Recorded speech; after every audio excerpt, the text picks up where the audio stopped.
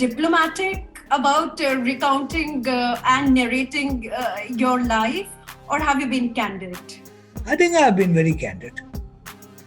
I have not been candid about matters which were entrusted to me as part of state secrets. So you've been quite vocal, but not provocative when it comes to minority issues. So has that trend been followed in the written word as well? I think so. I've expressed myself quite candidly, if you read them, about what the problems of minorities are, what the rights of minorities are, where are the obstacles, where are the failures, both of the government and of the minorities themselves, individual minorities. Is identity politics one of the problems? Well, identity politics is a fact of life. You can't run away from it. Now, wisdom lies in accepting it and accommodation. About accommodating divergent views, majority groups have always accused that the onus is always on them, that they have to accommodate the minority viewpoint, the minority views. What about the responsibility of minorities? Just all that is required is listen to the other person and convince him. It is certainly possible to convince the other person.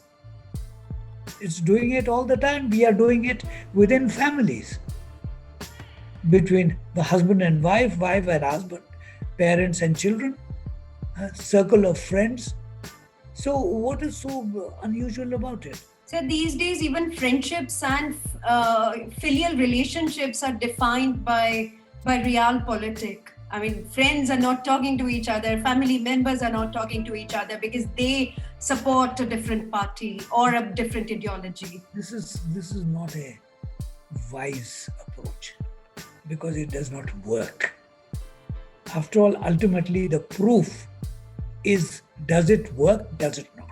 You were at the receiving end of this identity politics that has now gathered so much steam that everything else is getting invisibilized. And being the vice president of this country did not spare you. How do you feel about that? Well, identity is a fact of life. This is a country which is full of diversities. I carry multiple identities in my person.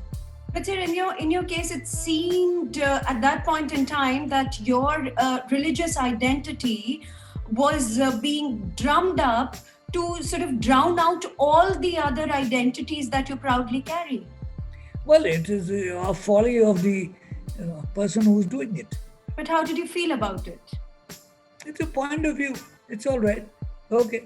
How was your transition from bureaucracy right in the middle of polity? It came as a surprise to me, but it didn't come as a shock. I was interacting with the political scenario of the day, not necessarily with political personalities, and a transition from there to a more neutral job, something that I had done as a student in Aligarh, of being a cricket umpire. So this was being an umpire again over a House of Parliament. If you play it by the rules and you play it with a straight bat, you don't have problems. I made friends with all sections of the Rajya Sabha. But do you think that politicians around you, politicians in the house, they played by the rule book? No, occasionally they use the cross bat. Do you see that this space for discussion, this space for negotiations is actually shrinking? In a general sense, yes. I would not like to comment on specifics for understandable reasons, but yes, I think it is shrinking and it is not healthy for Indian democracy. Did this realization happen while you were in the chair as the vice president of this country? It happened on occasions. It didn't happen across the board. Taking forward the cricket analogy, as an umpire, did you see during your tenure as the chairman of Rajya Sabha, the nature of the playground was changing. It's always changing. The pitch is never the same. Did you have any uncomfortable moments chairing the But house? yes, yes, there were innumerable moments when there was pressure on the chair to do this or do that. When the Lokpal bill was being debated just before midnight. When it came to midnight, I adjourned the house. I was criticized. Why did you adjourn it? Because there was the time designated by the warrant of the president for the duration of the house had run out. I didn't have the authority to extend it. Only the executive had the authority. The executive put a proposal in the heat of that very contentious argument. Yeah, you pass it as it is. And the opposition had 80 odd amendments. So obviously, the opposition didn't want to pass it as it was. And there was no time for 80 odd amendments. But my job as the chair was simply to go by the clock as dictated by the rules.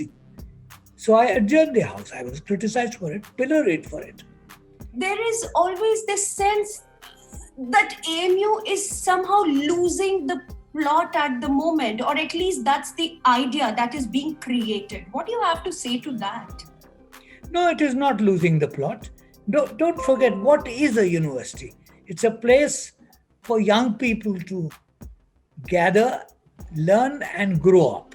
So that space has to be provided. So do you think you would have handled the situation at AMU that unfolded after the CAA announcements and when there were protests erupting across the country? That's a theoretical question. What would have I done?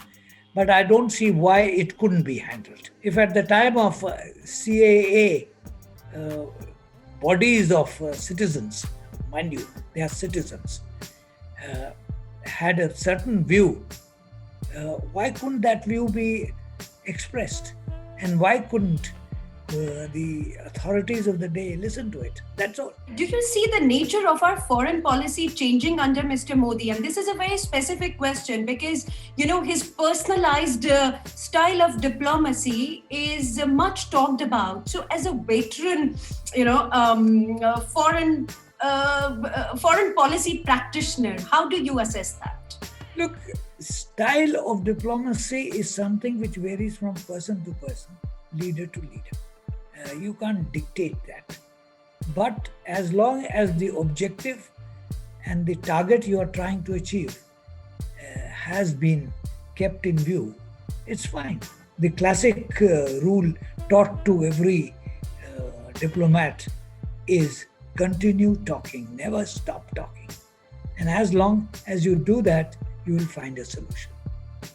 But we stopped talking to Pakistan for a bit. Well, at a certain plane, we have stopped talking. My own view is that that should not be done.